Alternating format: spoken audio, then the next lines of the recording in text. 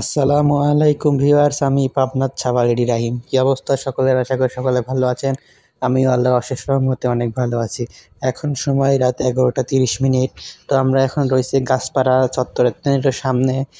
এই যে দেখতে পাচ্ছেন একটা ঝালমুড়ির দোকান, এখানে দাঁড়া রয়েছি এবং এর পিছনে দেখতে পাচ্ছেন এখানে একটা ফলের রসের দোকান আছে।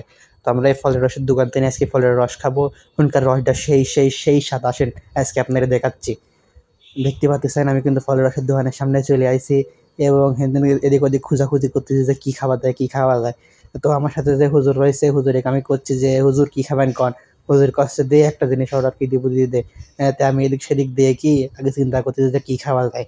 তো হেনে দেখতেছি ফলের সালাদ রয়েছে, কিছু বিভিন্ন রকমের ফলের রস রয়েছে, তরমুজ রয়েছে, আনারস রয়েছে, পেয়ারা, পেঁপে, কলা, উপরে লেগা কমলা লেবু আছে।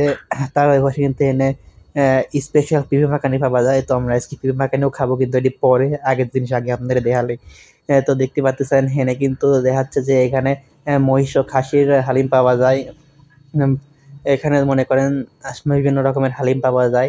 যারা মনে করেন গরুর গোস্ত অ্যালার্জি আছে, গরুর গোস্ত খাওয়া মানা, তারা হেঁদেন এসে হালিমটা ট্রাই করতে পারেন। তো আমরা হেঁদেন একটা শরবতের অর্ডার দিলাম, একটা স্পেশাল শরবত। তো শরবতটা আপনার খাই দেখবেন যে কেমন লাগে। দেখতে পাচ্ছেন যে হুজুরেরটা কিন্তু আগে দিয়েছে, হুজুর খাই করছে সেই স্বাদ। তো করছে সেই স্বাদ, যেহেতু আমরা কিন্তু পাইলাম না এখনো।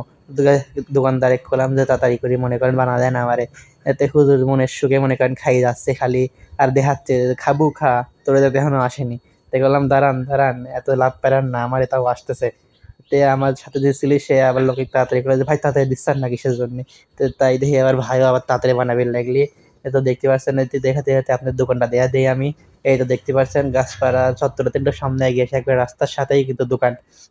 এই দোকানেতে মনে করেন সবকিছু ট্রাই করতে পারেন। তো কতি আমার হেনে মনে করেন শরবত চলে আসে, তো শরবতটা আমি খাই দেখলাম, মুড়ি আল্লাহ কি যে স্বাদ, কি কব, সেই স্বাদে। তে খাই, এখন ক্যামেরাম্যান কস তুই ক্যামেরাটা তাড়াতাড়ি ধর আমি খাবো।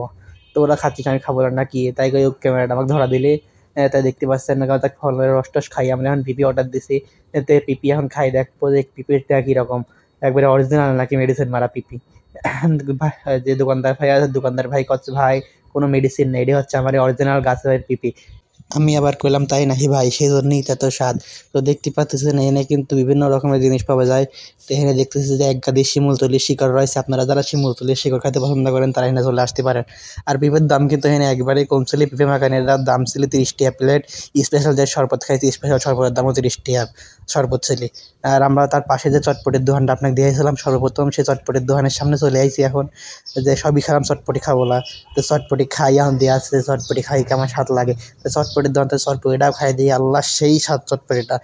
বিভিন্ন জায়গায় চটপটি খাইছি কিন্তু এরকম চটপটিটা পাইনি।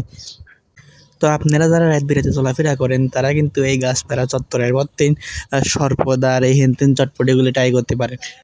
তো লোকেশনটা আমি আপনারে আবারও জানা দিচ্ছি যে লোকেশনটা হচ্ছে গাছপাড়া চত্বর থেকে একটু সামনে রাস্তার সাথে। দোকান দুটি ছোট ছোট হতে পারে কিন্তু অল্প টাকায় কিন্তু এইসব দোকানে ভালো ভালো জিনিস পাওয়া যায়।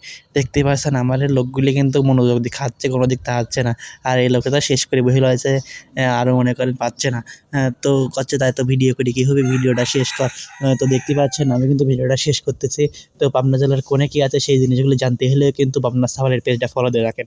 এই ভিডিও এনে শেষ করতেছি। আসসালামু আলাইকুম ওয়া রাহমাতুল্লাহ।